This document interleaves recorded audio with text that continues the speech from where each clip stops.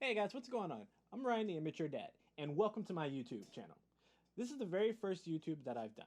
Well, let me rephrase that. It is not the very first YouTube that I've done, but it is the first YouTube I've done where I'm more in a vlogging style. You may have seen some of my tech time videos where I go like real quick and go through some cool things in IT. And that's what I'm about, IT. Well, yes, I do like other things such as music, and more music, and video games, and anime, and I am also a father and a husband. But more so than anything else, I'm into IT. I work in IT. I pretty much live and breathe IT. I even sleep it sometimes. I dream about IT a lot. That's where usually most of my ideas come from. And today, what we're going to do is we're going to talk about 5 things that can help you get started on your IT journey if you're new to the field. When you first start, a lot of the times you're like, okay, I have to go out and get this expensive computer. I have to go buy an Apple computer. I have to go buy the most expensive Windows PC. And while sometimes it does help, your hardware is important. Don't get me wrong. You can kind of, play around at first. You don't have to get the most expensive computer when you first start. You don't have to have the new and best and the greatest gear at first. Eventually, it helps because that is what you may come across. Actually, that's kind of a lie. You may not come across the newest gear when first starting because a lot of companies have older hardware. But that's besides the point. It's always good to stay up to date. That is something that you want to keep in mind. But when you first start, you can have a more normal or basic computer, especially if you have these 5 items that we're going to talk about today. Now, a prerequisite, something that's important, you do need I don't want to say a fast computer, but it'll make your life easier if you have these things. If you have a laptop or desktop with a solid state hard drive, even if you get a hard laptop or a PC, a desktop that doesn't come with a solid state, it is very easy to install a solid state drive, and now you can get one for as cheap as $20. They are low, and it makes a loads difference when starting. Your startup is a lot faster, booting programs is a lot faster. It just makes your life a lot easier in general. Also, what do you want to keep in mind, or what you want to keep in mind, is you want to have at least 8 to 16 gigs of RAM because you're going to be running a lot of software. You're going to be running a lot of virtualization, which, if you've not seen my tech time on virtualization, check it out. I will throw the link below, or I'll link it in the video if I can. We'll see what happens. But yeah, you want to make sure that you have that amount of RAM because pretty much what that RAM does, that controls how much you can have open at any given time. And when using virtual software, which is what we will be talking about today, that will be one of the items, it does take up some of your host resources. Host. Your host is your PC. That is your hardware. That's the PC that is in front of you. So keep that in mind. So you want solid state drive and 8 to 16 gigs of RAM. Those two things will really come in handy. And other than that, we can really get started. Oh, and you do need an internet connection, obviously. I'm hoping by now everyone has internet. I'm hoping by now everyone has internet. If you don't, that's a different story.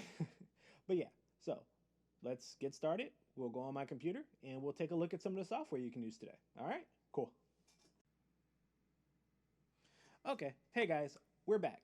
So now I am going to share my laptop screen with you, or well, what I'm doing actually is I am doing a screen record, and then I'm just going to put it into the video. You will see me looking down a lot at this point because I'm not the best typer in the world. I do hunt and peck sometimes. So, if it seems like I'm being rude and not looking directly at you, I'm sorry. I'm looking at my computer, but you guys should be looking at the computer screen anyway, not me. Computer screen, not me. And my computer is right here, as you can see. Here, I'll show you. See, that is my computer with all the stickers on it. Okay, so yeah, so what we're going to do is we are going to fire up Google Chrome.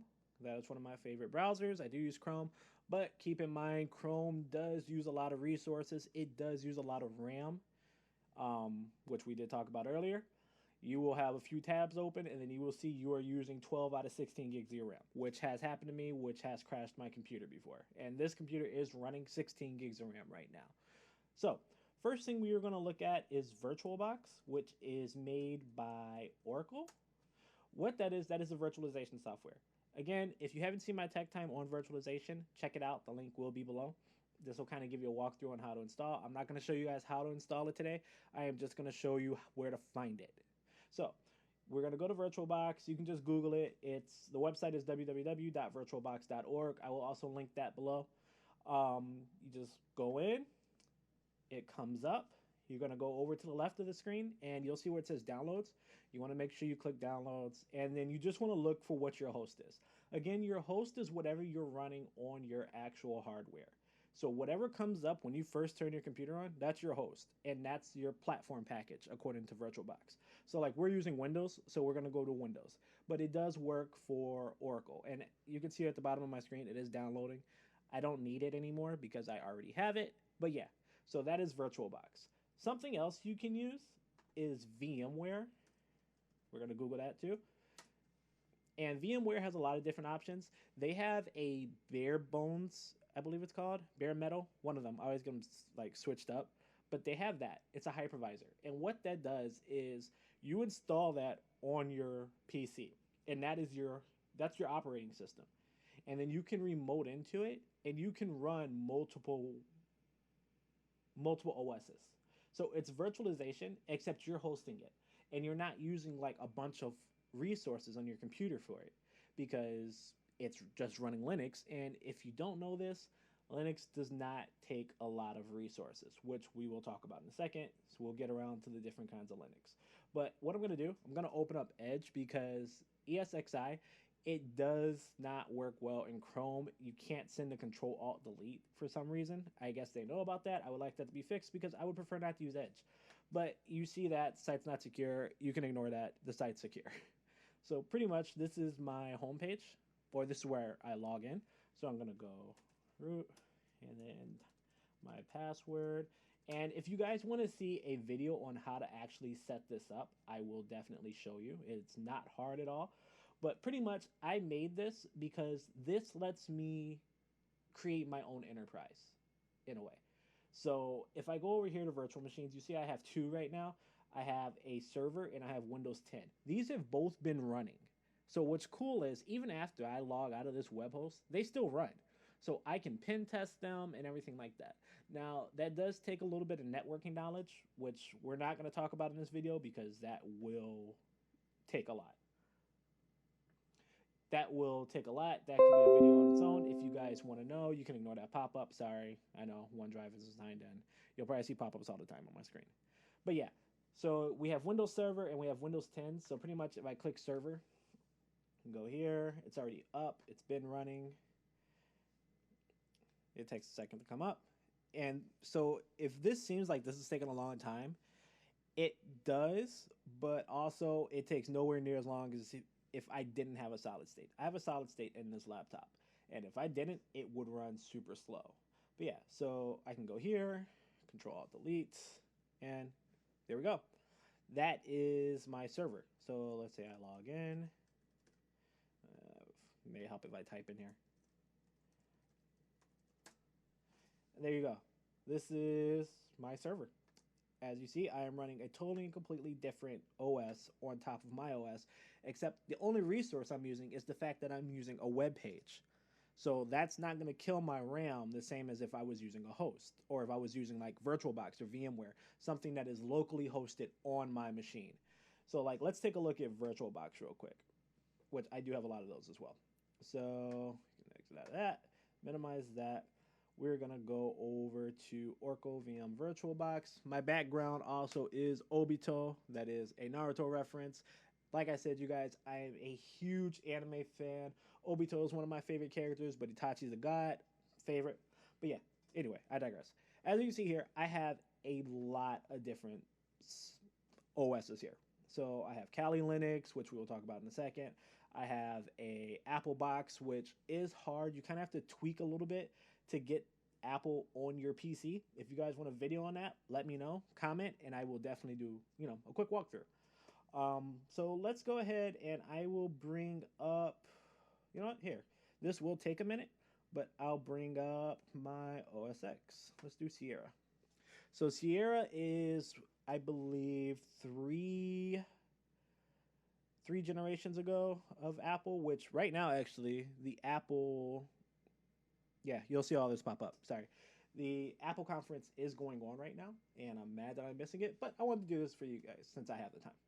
But yeah, so you'll see all this come up. It doesn't usually take this long with any of the other virtual boxes like Windows or Linux because it's not as much. Like I said, I had to go in and tweak a little bit in the command line just to make this work. Again, if you guys want to see that, make sure you comment and I will go ahead and do the video for that. So what I'm gonna do, I'm gonna fast forward this just so you guys don't have to wait because it'll take probably a little bit. And then once it's up, I'll be back.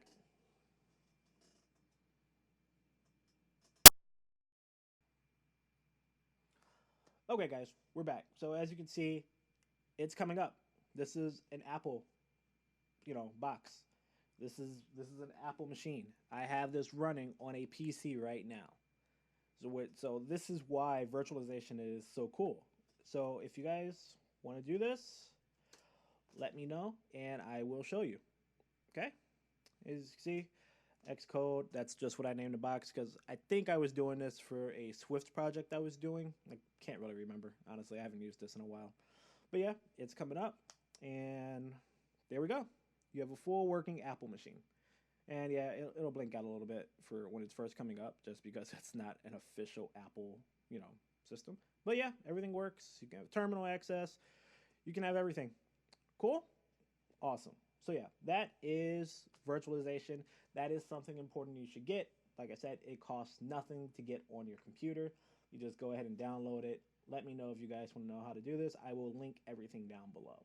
Okay? Cool.